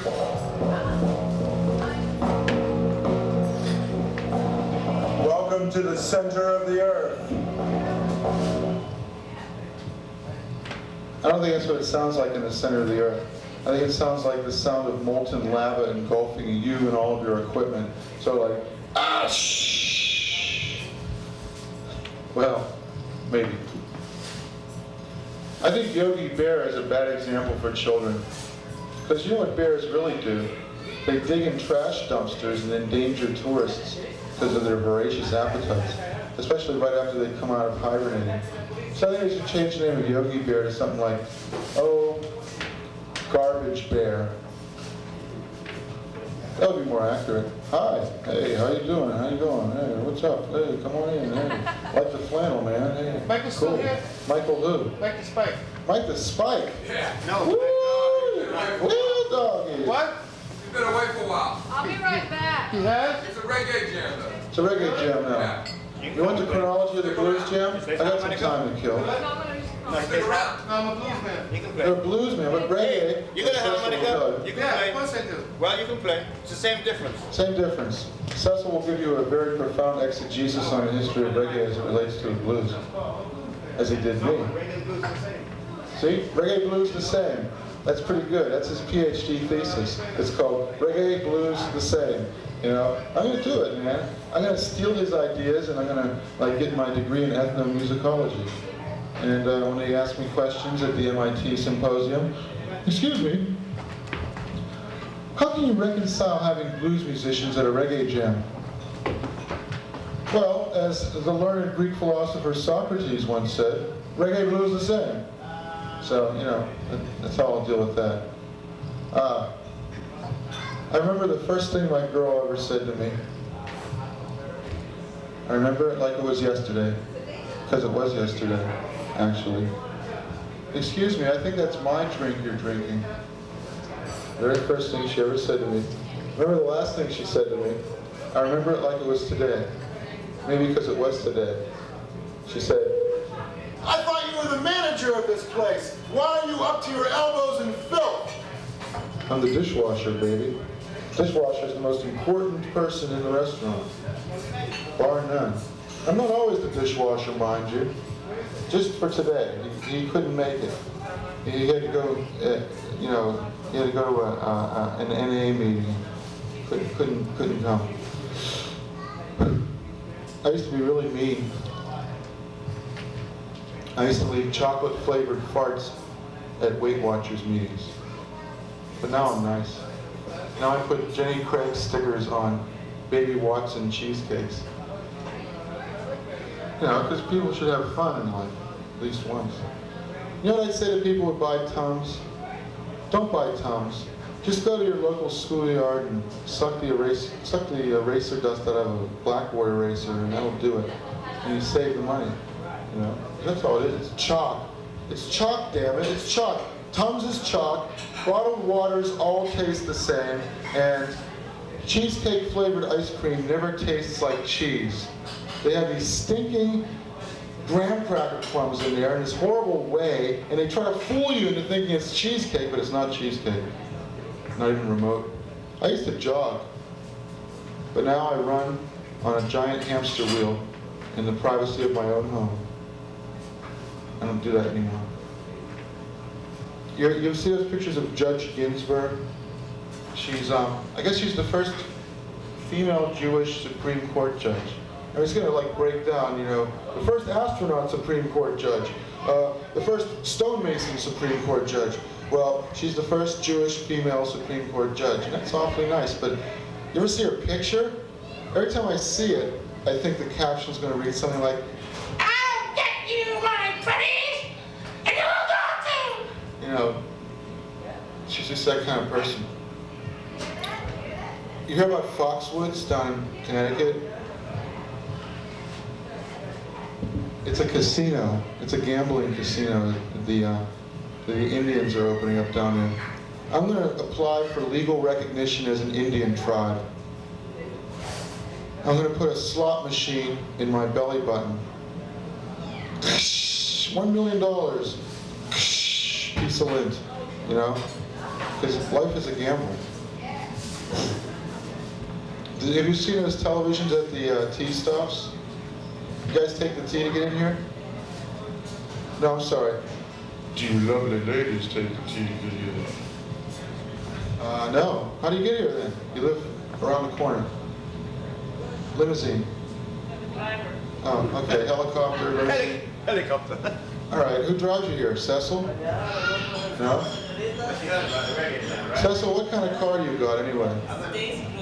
I've got a station wagon now. What kind is it? It's got 4 wheels on it. Okay. Is there a little plaque on the back of it that says what kind it is? Is it a Ford? A Mercury? No, Chevy. That's a Chevy.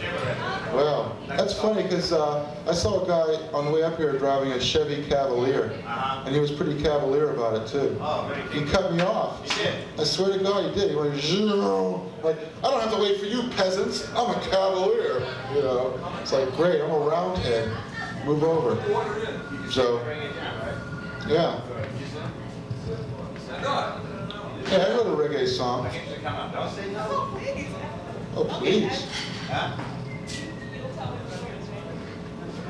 Can I do my, Cecil, can I do my reggae song? Sure, go ahead. It's called Rub-a-dub-dub. Okay. It's like, rub-dub-a-dub-a-dub-a-dub-dub-dub. 3 men sitting in a tub-tub-tub. What are they doing in the tub-tub-tub?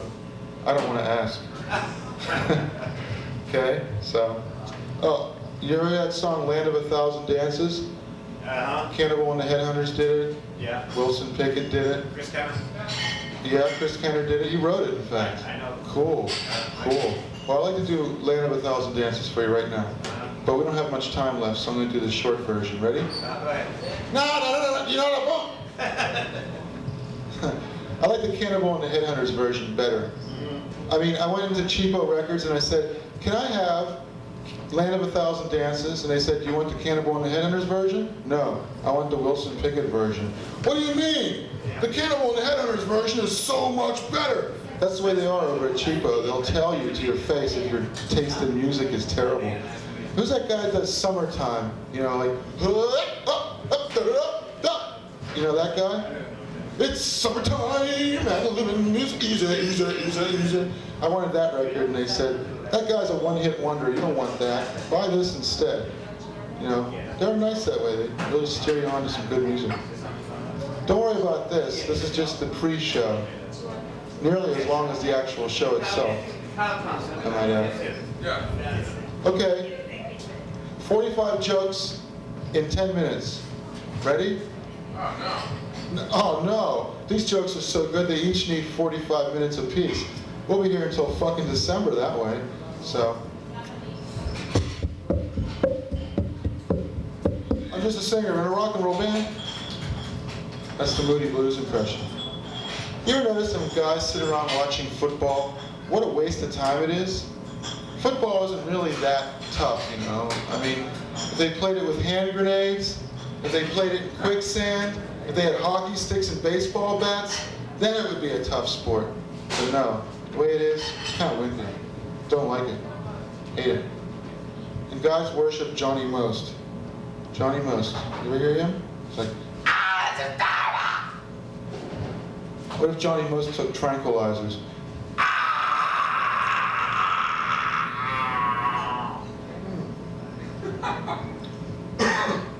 Boy, need several tranquilizers after that. I think I broke something down there. And now, this word, Gomer Pyle and Sergeant Carter for Preparation H. Pyle! You talking to me, Sergeant? No, it's these hemorrhoids! Well, why don't you try Preparation H? Hey, Pyle, it works! Shazam. For once you gave me good advice! Surprise, surprise, surprise. Preparation H. You guys ever go down south? Yeah. Below the Mason-Dixon line? I saw a map. Everybody above the Mason-Dixon line are Catholics, except Delaware, they're Methodists. And everybody below the Mason-Dixon line are Baptists, except for Utah and Idaho, they're Mormons, and Oregon, and they're atheists. And San Francisco, and I haven't figured them out yet, so I'm not going to say. But you ever notice that people down south, when they're mad at you, they always talk to you like they're taking a dump. It's like, What you doing around here anyway, boy? Get your bags and just pack on up out of here. oh, that felt so good. And people in the Midwest, I love them because, oh yeah, that's right, in the Midwest there's a lot of Lutherans in there, so it's not exclusively Catholic north of the Mason-Dixon line. People in the Midwest, they all talk like they're Huckleberry Hound. Oh, my darling, what you doing around here anyway? Oh, well, you know, I got my own car, that speedometer was itching up to 80 miles an hour, start over here. Oh, my darling, what you looking for anyway? What you doing around here? So there's that. I'm not really talking to you. I'm talking to the money in your pockets. That's called marketing. How much money do you have in your pockets? That's called market research. Well, I guess I'll be winding down my remarks, even though I have 30 more jokes to do in 5 minutes.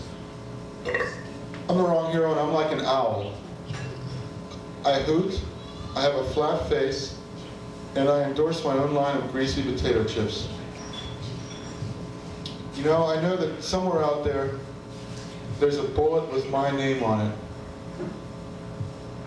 And it's been writing bad checks all over town, is how I know.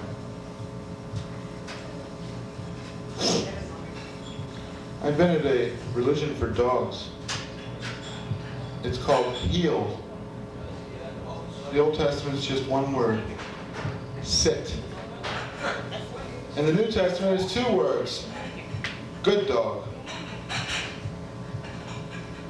Now I'd like to give you this word for Jesus Christ soup. Are you bored with regular soups like vegetable, tomato, chicken gumbo? Well, try the only soup that gives you spiritual advice at the same time as you're eating it. Jesus Christ soup. Yes, coming back. And now this word for, can I have some echo? Yeah. Now make it just a 2-second blast, okay? And now this word for the penis. Strong enough for a man, but made for a woman. But men like it too. Okay, how's about Mafia health insurance? Mafia health insurance. Because you wouldn't want anything to happen now, would you? Didn't think so. Have some cookies. My grandmother made them. I used to use drugs. Then what happened? I got a prescription and it's medicine now. Okay? I had to stop because I noticed one thing. People on drugs notice everything. Like nice vomit. It glitters. So I had to stop. I don't suppose you saw the Beverly Hillbillies. There it is. It opened and closed in New York on the same day. You know, it wasn't a New York kind of movie, but it's doing well across the country otherwise. Well, come on up. Thanks. Sure. Set your equipment up around me. I don't care. Why should I? After all. Whoa, whoa. Well, I saw the Beverly Hillbillies, and I thought for the sequel maybe they could combine it with Night of the Living Dead. They can get the Cramps to do the soundtrack. Be like, this is the story of a man named Jed, a poor mountaineer. Now he's one of the living dead. Ooh, ee, ah, ah. That would be good. It would work, you know. I think it would.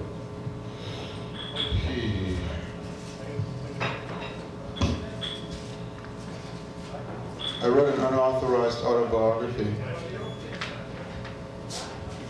and it's called, This Is Not a Book, Go On, Beat It, Scram, Get Out of Here, Fetch the Red Hot Branding Iron!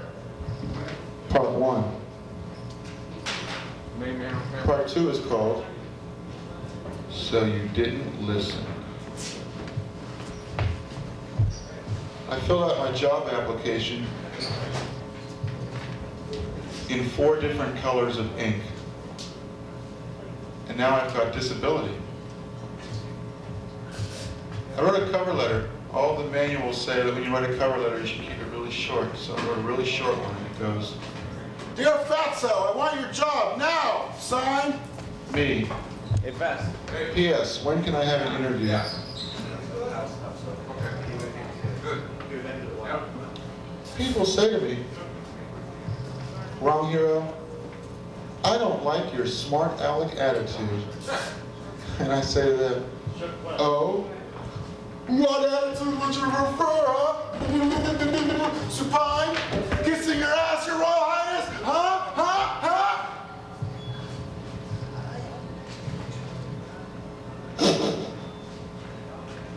Every once in a while, thanks for that significant echo. Every once in a while, I get stopped by a traffic policeman. And I like to play a little game with them called Nice Victim, Mean Victim. They pull me over and go. Top of the morning to you, officer. Sure ain't what's a police captain like you doing a pound on the beat. You are doing 70 in the school zone. I'm sorry. I was pretending the accelerator was a policeman's head because I was sucking on a cube of LSD. And I wanted to get home before I melted. Officer, coffee and donuts! Sitting and picking your ass in a Dunkin' Donuts at 4 in the morning, sir. And he says, okay, we'll let it go this time. See it doesn't happen again. I'm the wrong hero. Men call me Death, the destroyer of worlds. But you can call me Deathy for short.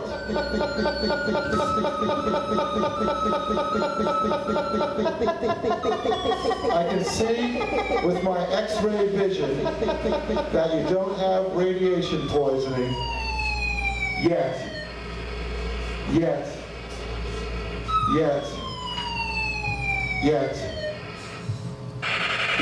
The award for Best Performance by the Wrong Hero goes this week, as it goes every week, to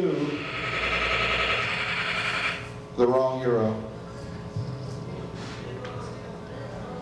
I have this car. It's a Volkswagen. It's a German car.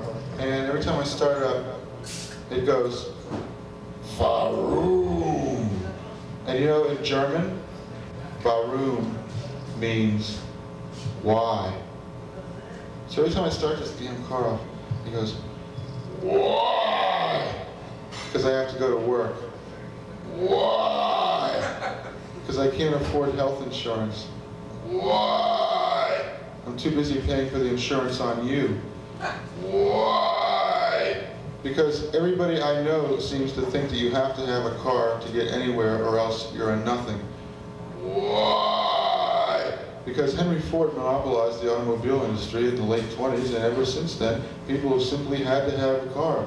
Why? Because because in the 1950s, the military-industrial complex built up the road net for quick evacuation in the case of a nuclear holocaust.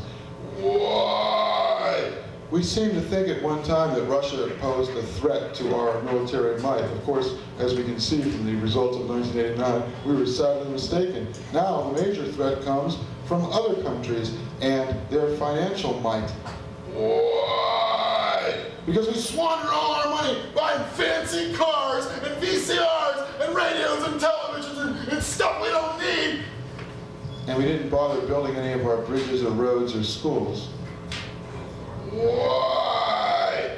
Because we've been indoctrinated since the age of 3 to believe that we must drive cars. Why?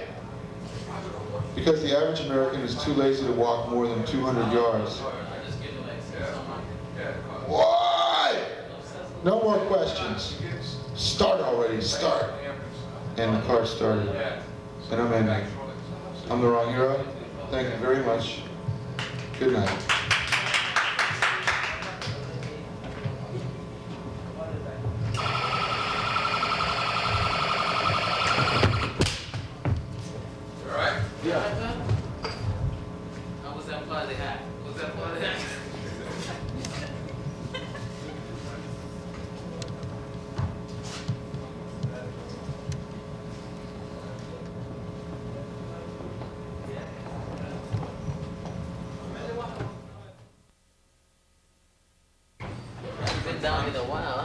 Hi, I'm the wrong hero, and although the backdrop suggests that I'm sitting in some quaint peasant village somewhere in Apulia, Italy, in fact, I am seated in the Middle East Cafe. Thank you, Vass, for the lights. Well, that sure was a wonderful show, wasn't it? In fact, the wrong hero is the greatest man ever to live, isn't he? Isn't he? Okay, good. I'm glad to see we got that settled. Now, let's see. Oh yeah, there was one more thing I wanted to mention. The presidential elections, you know, they're an awful lot like monster trucks and muscle cars, you know. And last week I did all the muscle trucks and monster cars all the way up to the Ford Carter election. So let's see if I can finish the monster trucks and muscle cars rally with the elections from the last 16 years. Let's see. It's 1976, and Jimmy Carter, peanut farmer, ordinary schmuck. He's up against Gerald Ford, bald head, couldn't play football and chew gum and walk at the same time. Who's gonna win? Well, it's Jimmy and a squeaker. He's got all that big time Atlanta, Georgia money, and all them drunken Southerners out there going, I'm gonna kill you if you don't vote for Jimmy Carter. So Jimmy Carter wins the 1976 presidential election. And now we got Peanut Man versus Ronnie Reagan in the 1980 election. How's that gonna turn out? Oh, who knows? It's gonna be a squeaker. We also got John Anderson, my Joe, off in the sidelines, messing things up for the two major presidential candidates. How's it gonna turn out? Well, the Peanut Man's starting to fall. Ronnie Reagan's hair dye is too much for him. He's passing out from the fumes. Oh, and it's Ronald Reagan. Ronald Reagan wins the 1980 presidential election. And now we got Ronnie Reagan versus Walter Droopy Mondale. How's he gonna turn out now? Well, Walter Mondale's building up steam. He's gathering momentum. Oh, he won one state, plus the District of Columbia. That's unprecedented. Ronald Reagan in a landslide over Walter Droopy Mondale. And now, it's the 1988 presidential elections. Ronald Reagan would run, but there's a little impediment in his path, and it's called the Constitution of the United States. Well, it didn't stop him before, but it's stopping him now. So it's George Bush versus Mike Dukakis. Mike Dukakis, battling Greek, bantamweight, 160 pounds of pure fury, a wife that drinks rubbing alcohol. She's so tough. And Ronald Reagan. Ronald Reagan stands behind his boy George Bush, at least while George Bush is watching. After that, it's George on his own. George on his own, but he's got Willie Horton in his corner. It's Willie Horton and George Bush tackling Mike Dukakis and whoever the hell that vice president of his was. Who was it anyway? Who was Dukakis' vice president? Can you tell me right off the top of your head? It was Lloyd Benson. Battling Lloyd Benson, the big Longhorn Texan from the great state of Texas. Who do you think's gonna take it? Well, it's George Bush. George Bush in a knockout in the 1988 presidential campaign. And now, the big climax, the 1992 presidential campaign.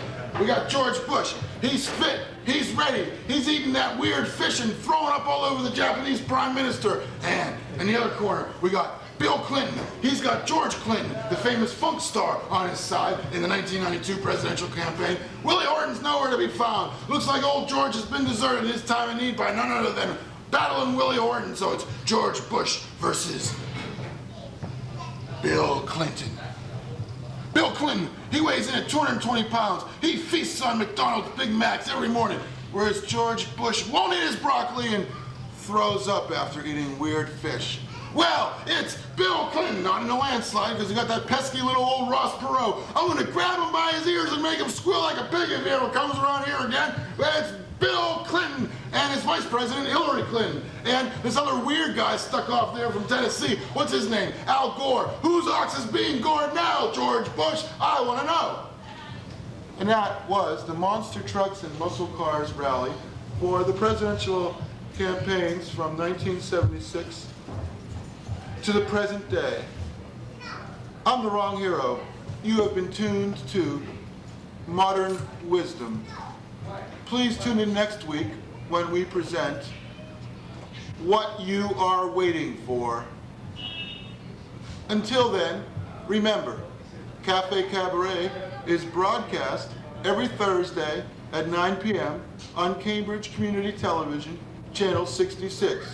Sponsored with a very generous grant, well, I wouldn't go that far, a somewhat generous grant, well, it keeps me from starving kind of grant, from the Middle East Cafe, located at 472 Massachusetts Avenue, Central Square, Cambridge.